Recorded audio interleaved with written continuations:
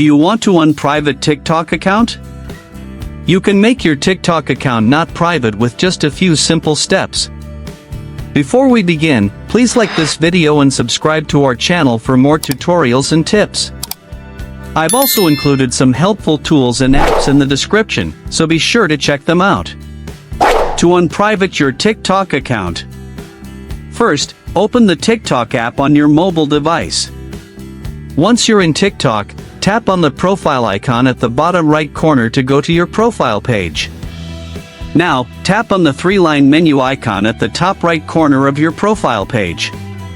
A menu will appear. From here, tap on Settings and Privacy. On the next screen, tap on Privacy under the Account section. A new screen appears. At the top of the privacy screen, you'll see the Private Account option. If it's enabled, tap the toggle switch next to it to turn off. A confirmation pop-up will appear. Tap on Switch to confirm. Now, your TikTok account will be public, and your videos can be viewed by anyone on the platform based on your other privacy settings.